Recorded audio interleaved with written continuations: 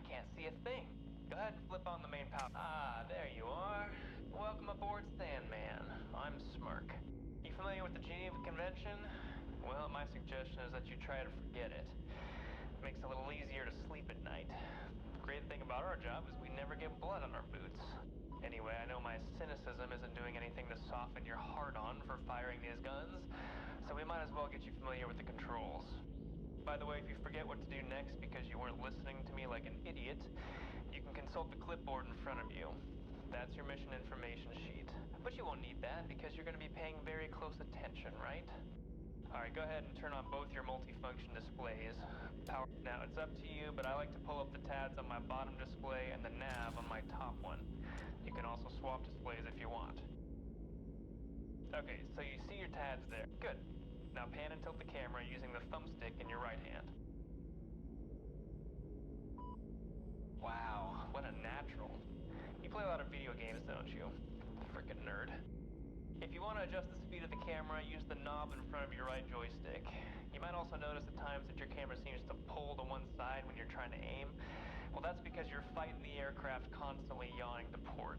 You can compensate for this by adjusting your yaw trim. Notice that little upside down triangle near the bottom of the tabs right above the gimbal indicator box? That represents your yaw trim setting.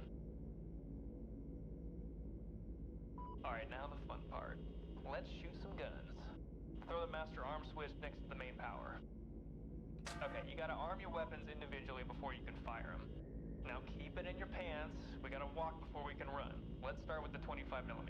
The 25 is best for taking out infantry while minimizing collateral damage. Go ahead and press the arm button. Alright, now you're live and dangerous, so try to practice proper weapon safety and keep your finger off the trigger unless you're ready to kill something. Speaking of which, there's a whole bunch of dummies down there waiting for you to ruin their day. Let them have it.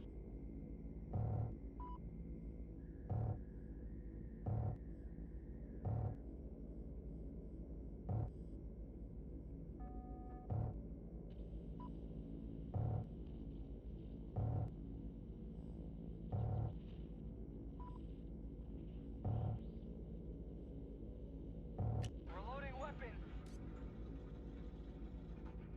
25 ready.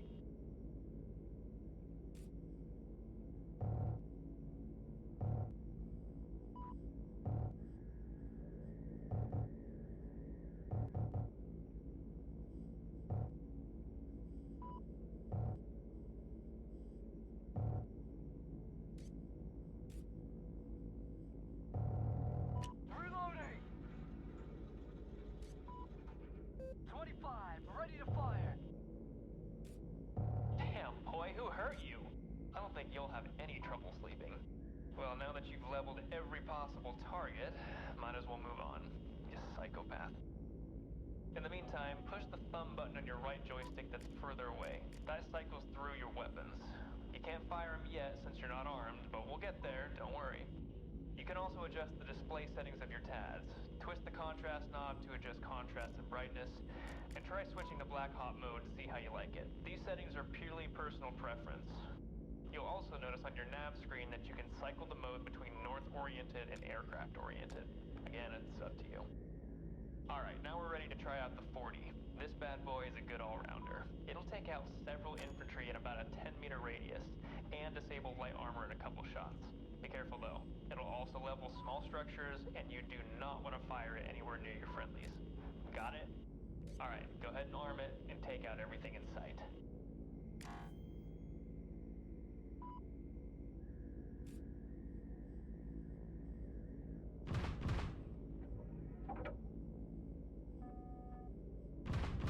Weapon out. Stand by. 40 ready.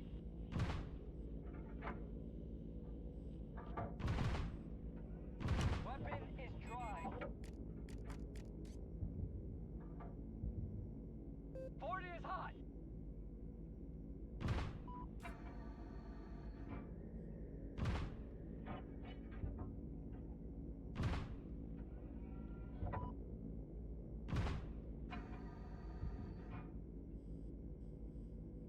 Reloading weapon.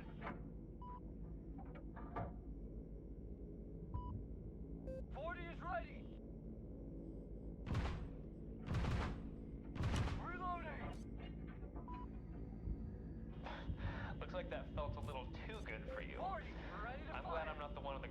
you in the gunner's seat. Do I dare go on with the bigger guns? Too late now, I guess. Alright, now sometimes you're gonna need something bigger. If you ever come across heavy armor, the 25 and the 40 ain't gonna make a scratch. Obviously, we're safe up here from tank fire, but our boys on the ground, not so lucky. That means you gotta take out those threats fast, and you're gonna do that with the 105mm howitzer. This thing is one of the biggest projectile weapons in the sky, and you'll know that as soon as you pull the trigger. See those tanks down there? Make them disappear.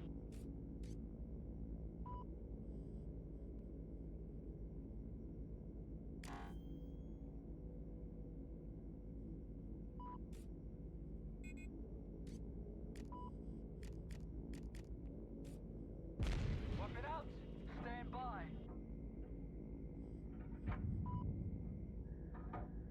105, ready. Reloading weapon.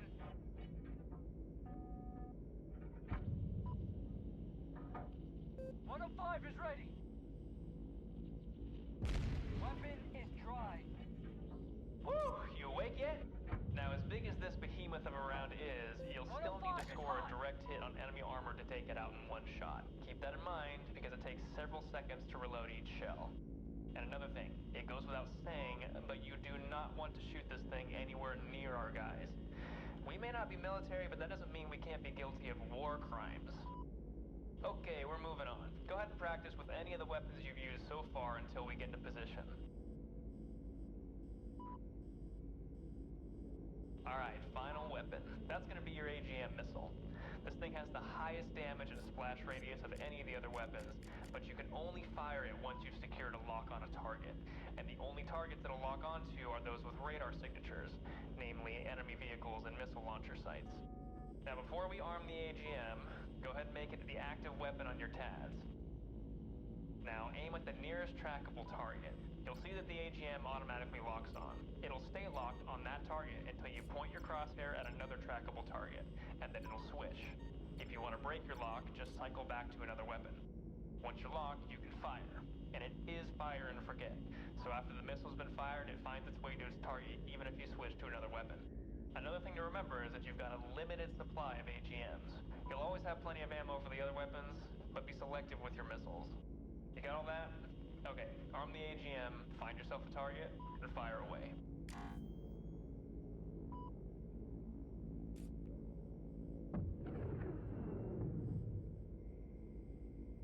Man, that never gets old. Okay, so that's it for offense. I hope you didn't think with all that firepower that we're invincible. We may be a click away from the enemy, but that's still well within enemy missile range. And about the only thing we have to keep us from being shot out of the sky is a pretty fireworks show. Oh, you hear that? That's your RWR telling you that we've been picked up by enemy radar. Take a look at the display above your head. The green letters tell you what the threat is, and their position on the display indicates its general direction. Looks like a SAM launcher has picked up our scent. They haven't launched yet, but now would be the time you want to arm your flares. To fire them, grab your left joystick and hold the button that's further away. They'll shoot off rapid fire for as long as you're holding it, and you do have a limited supply, so don't waste them because we'll really be up a creek.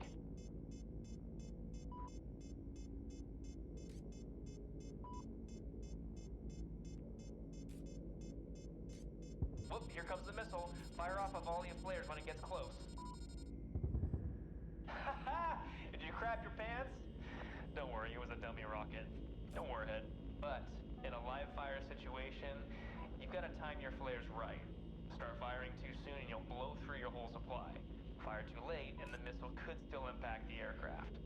We might be able to take a hit from one of those, but we're definitely toast if we're hit by two. Well, that about wraps up your weapons training. Perfect timing. It's time to meet our team on the ground. Phantoms, this is Sandman. We are in position. How copy? Sandman, glad you could join us for the fun. Spooky, good to hear from you. You boys ready for infill? We'll move on your order. Copy that. All Phantoms stand by for marker. Alright, now we may be the most powerful thing in the sky, but sometimes we need a scalpel, not a jackhammer. That's where Phantom Team comes in. We are their eyes in the sky, and that means they rely on us for where to move. They move on our order, but they can also take care of themselves in combat. Just be aware that they will move when you tell them to, even if they're in a firefight. So make sure you clear out any threats in their path before putting them in harm's way. Alright, to tell them to move, aim your TADs at any location and press the button on the right joystick that's nearest you.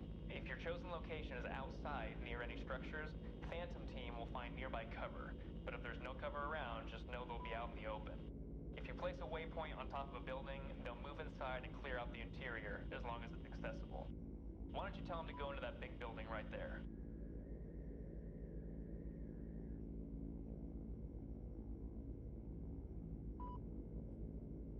On our way. Good. Now move them near a group of enemies. They'll engage when they're in range. Engaging the enemy! Ruska march! Engaging! Perfect. With us in the sky and the Phantoms on the ground, the enemy won't know what hit them. Okay, one more thing before I set you loose and let you live out your power fantasy, and that's changing altitude. If you look above your weapon arm switches, you'll see a number display, a red button, and a knob. This system allows you to request a specific altitude from the pilot. The numbers represent your desired altitude, not necessarily our current altitude. Right now it's at about 7,000 feet, which is the top of our operational range. Grab the knob and twist it to the left to a lower altitude you want to move to. You can go as low as 3,500 feet. Once you're happy, press the red button. Starting our descent. Hang tight. Alright, now you'll notice we're descending gradually. Once the light turns green and you hear the beeps, we've reached our desired altitude. You can still fire your weapons while ascending and descending, but once you send a new altitude to the pilot, you won't be able to change it again until we reach that altitude. Got it? Now, there are a couple of reasons you'd want to change your altitude. One of them is stealth. A lower altitude will sometimes make us harder to track by radar, but it also makes us easier to hit with anti-aircraft fire. And the reverse is true for a higher altitude. The other reason is just a matter of perspective. Being lower to the ground gives you a better idea of distance and depth, while being higher gives you a more top-down view of the AO. It's up to you what you like better. Alright, now the moment you've been waiting for. I'll get out of your hair and let you do your thing. Destroy all the targets you want. You're free to use any and all weapons.